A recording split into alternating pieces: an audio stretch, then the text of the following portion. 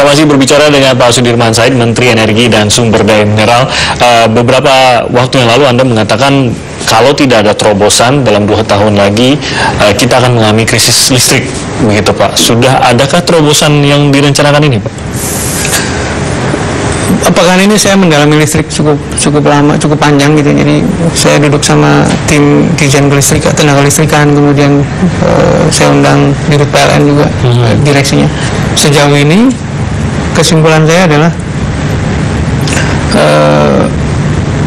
seluruh proyek listrik itu terlambat gitu. Seluruhnya terlambat. Hanya sebagian kecil yang mendeliver dengan baik, itu pun juga terlambat juga gitu. Kenapa begitu? Aspek perizinan menjadi penghambat yang luar biasa, dan saya katakan tadi di ruang sidang kabinet, bahkan rapat ketiga dengan para gubernur, Presiden menekankan sekali lagi untuk cari solusi mengenai perizinan. Buat layanan satu atap, jangan izin itu sampai tertunda, bukan hanya bulan tapi bertahun-tahun. Sebenarnya penyebab utamanya kalau kita berbicara izin ini kan sebuah administrasi saja, begitu Pak. Kalau kita berbicara teknologi, ada unsur yang tidak terpenuhi, itu mungkin dibutuhkan pemenuhannya begitu dan makan waktu mencari lagi. Terus bicara izin seharusnya kan lebih mudah. Apakah memang ini ada hambatan yang Anda rasa ada kesengajaan juga di situ, atau memang administrasi yang berantakan? Secara psikologis nih, penyelenggara negara ini masih berlatih mengelola power gitu kan. Otonomi daerah memberi kekuasaan pada Pemda, kemudian dinas segala macam, kemudian para menteri juga dulu kan tidak seperti sekarang nih. Milih menterinya itu bagi-bagi partainya kuat sekali gitu. Jadi para menteri dulu tidak serta-merta, ini analisis saya, tidak serta-merta kemudian submit atau tunduk pada kepentingan keseluruhan, tapi kadang-kadang kepentingan partai itu diperhatikan. Masih bermain di situ. Jadi di samping soal-soal komunikasi antar menteri, antar kementerian, juga ada sih masalah-masalah vested gitu, masalah kepentingan. Makanya saya mengatakan solusi masalah itu gampang kalau tidak ada vested gitu. Contoh nih, kemarin Pak Menko Kemaritiman datang ke kantor saya, kemudian mengundang seluruh pihak yang terkait untuk menyelesaikan bagaimana listrik Cilacap 5x1000 megawatt itu dijalankan gitu.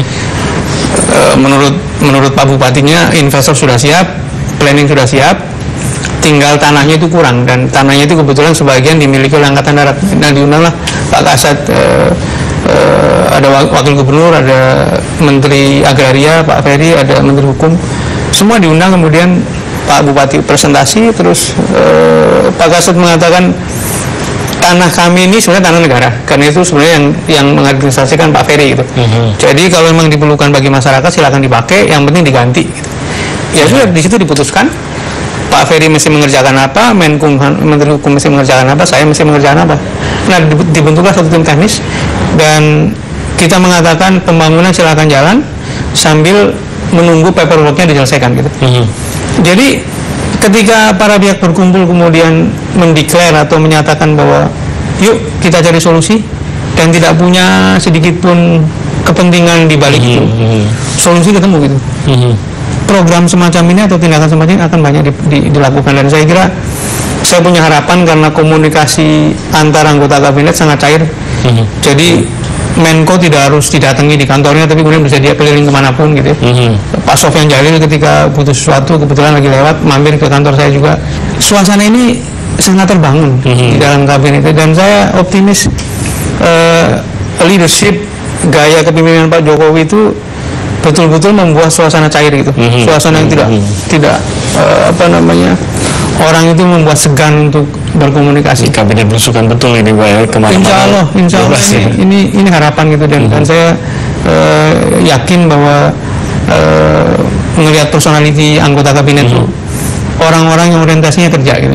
Jadi akan ada harapan gitu. Oke, jadi untuk target paling tidak untuk pemenuhan energi listrik dalam 2 tahun ini sendiri, Anda cukup optimistis bahwa target itu akan tercapai, dan apa yang akan dilakukan selain 5.000? Tadi Anda nanya terobosannya, jadi yang akan saya kerjakan adalah nomor 1, saya sudah putuskan harus membentuk task force, yang kita nyebutnya war room. Ada satu ruangan nanti yang monitor seluruh proyek listrik, kemudian bottleneck atau istilah Pak Jokowi itu totok nadi. Jadi mencari titik-titik yang sumbatan yang memang selama ini menghambat, kemudian kita urai itu. Capability maknanya apa? Dia tahu teknologinya, dia punya modal yang cukup, dia punya personil yang cukup yang mumpuni untuk mengelola proyek ini.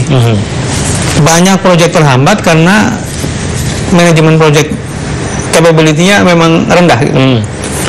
Dan terbukti ternyata yang proyeknya itu lancar adalah para operator, para pengembang yang selama ini sudah menjalankan itu gitu. Jadi begitu diserahkan pengembang baru, tentu kita ingin bangun kapasitas atau kemampuan nasional.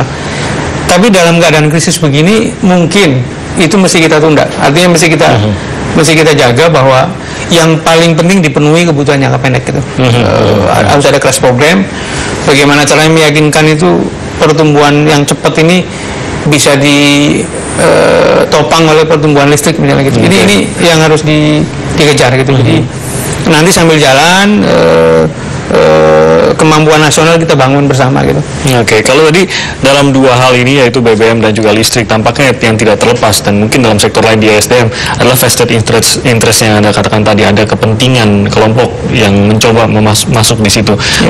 Menghilangkannya apakah hanya dengan membangun tembok yang tinggi atau Anda butuh keterlibatan aparat dalam penindakannya? Tadi ada hubungannya dengan polarisasi power gitu. Jadi kalau dulu itu ketika kekuasaan sentralistik, pemain industri ini terbatas gitu. Nah ketika melebar demokrasi kemudian menjadi begitu banyak, pemain listrik banyak, pemain migas banyak, pemain hulu banyak, tapi sayangnya lebih banyak pemain yang mediocre gitu. Yang kemampuan modalnya pas-pasan, dikasih kesempatan nggak kerja gitu. Itu yang membuat keterlambatan di mana-mana, atau teknologinya tidak proven gitu. First timer. Pilihan kita kan gini, pilihan kita